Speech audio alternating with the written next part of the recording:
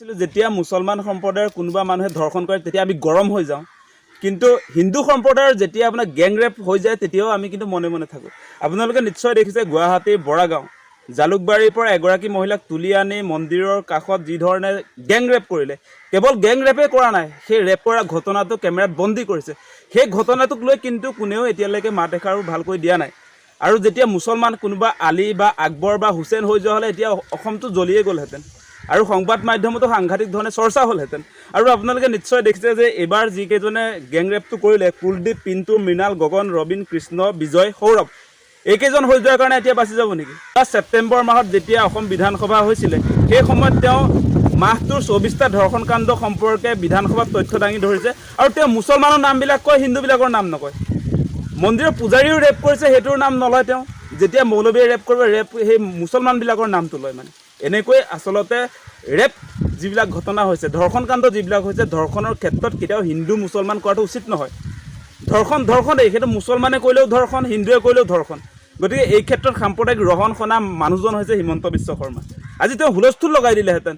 এই পাখণ্ডবিলাক যে আপুনি কুলদীপ, পিণ্টু, মৃণাল, গগন, ৰবীন, কৃষ্ণ, বিজয়, সৌৰভ, এইকেইজন যদি কেনেবাকৈ আপোনাৰ আলী, আকবৰ, মিয়া হৈ যোৱা হ'লে তেতিয়াহ'লে এই ঘটনাটো আজি অসমত তোলপাৰ লাগি গ'লহেঁতেন।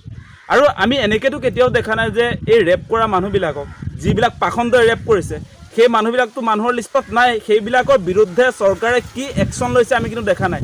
ৰেপ কৰা মানুহ এজনক ফাঁচি দিয়া হৈছে বুলি আমি সেই খবৰ কেতিয়াও নাপাওঁ। সেই খবৰ।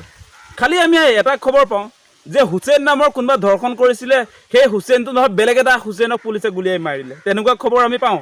যে আচল ধৰ্ষণকাৰীজন নহয় বেলেগ হুছেইন। ঢিঙৰ কাণ্ডটোৰ ক্ষেত্ৰত, ঢিঙৰ ধৰ্ষণ কাণ্ডটোৰ ক্ষেত্ৰত আমি দেখিবলৈ পাইছিলোঁ যিজন হুছেইনে তাত আপোনাৰ বলৎকাৰ কৰিলে, সেই বলৎকাৰী হুছেইনজনক পুলিচে নাপায় বেলেগ এজনক মাৰি পেলালে। গতিকে এনেকুৱাহে হৈ আছে। গতিকে আমি বিচাৰোঁ কি, আমি কৈছোঁ যে ধৰ্ষণৰ বিৰুদ্ধে এখন কঠোৰৰ পৰা কঠোৰ আইন হ'ব লাগে আৰু যিটো আইনৰ জৰিয়তে ধৰ্ষণকাৰীবিলাকক আচলতে ফাঁচী কাঠত ওলমাব পাৰি, তেনেকুৱা এখন আইন আমি বিচাৰোঁ। গতিকে এই ক্ষেত্ৰত এটা কথাই ক'ব খোজোঁ যে আমি সকলোৰে ক্ষেত্ৰত যে ধৰ্ষণ যোনেই নকৰক কিয়, আজি হিন্দু হওক, মুছলমান হওক, জৈন হওক, খ্ৰীষ্টান, বৌদ্ধ, পাৰ্চী, যোন সম্প্ৰদায়ৰে নহওক, ধৰ্ষণৰ বিৰুদ্ধে আচলতে কঠোৰৰ পৰা কঠোৰ শাস্তি হ'ব লাগে। সেইজন কৃষ্ণ হ'লেও তেওঁৰ ফাঁচী হ'ব লাগিব, তেওঁজন এই আলী আকবৰ হ'লেও আচলতে ফাঁচী হ'ব লাগিব। বৰ্তমান সময়তো আপোনালোকে নিশ্চয় দেখিছে বৰাগাঁৱৰ যিটো ৰেপ কাণ্ড, সেই ৰেপ কাণ্ড ইতিমধ্যে সমগ্ৰ অসম জোকাৰিছে। গেং ৰেপ কৰাৰ সমান্তৰালভাৱে ভিডিঅ' তেওঁলোকে ভাইৰেল কৰিবলৈ উদ্যত হৈছে। সেই ধৰ্ষণ কাণ্ডবিলাকক আমি আচলতে বন্ধ কৰিবৰ কাৰণে চৰকাৰখনৰো আচলতে সদিচ্ছাৰ প্ৰয়োজন। তেওঁলোকে কেৱল আপোনাৰ ধৰ্ষণ হ'লেই, মুছলমান হ'লেই সেইটো বিয়পাই পেলাব, তাৰ বাকীবিলাক গাপ মাৰি থৈ দিব, তেনেকুৱা কথা কেতিয়াও হ'ব নোৱাৰে। আৰু হিমন্ত বিশ্ব শৰ্মাৰ কামবিলাকত আপোনালোকে নিশ্চয় দেখিছে, তেওঁ ছেপ্টেম্বৰ মাহৰ ধৰ্ষণ কাণ্ডৰ যিটো তালিকা বিধানসভাত দেখুৱাইছিলে, তাত মানে তেওঁ অদ্ভুত এটা কথা কৰিছে যে 2 নম্বৰ নামটোৱে আছিলে আপোনাৰ কিবা দাসৰ নাম নলয়, তেওঁ হুছেইনৰ নামটো লয়। মানে তালিকা এখন তেওঁ উলিয়াই আনিছে, তাত 12জন আপোনাৰ হিন্দু, 12জন মুছলমান। তেওঁ সেই হিন্দু কেইজনৰ নামটো নলয়, মুছলমানবিলাকৰ নাম লয়। মানে হুছেইন, আলী, আকবৰ যিকেইজন আৰু সেইবিলাকৰ নামটো লয়, কিন্তু আমাৰ দাস বা শৰ্মা বা যিকোনো তেনেকুৱা উপাধিৰ হিন্দু সম্প্ৰদায়ৰ মানুহৰ নাম নলয়। এনেকুৱাকৈ আচলতে তেওঁ ধৰ্ষণৰ ক্ষেত্ৰতো ৰাজনীতি কৰে।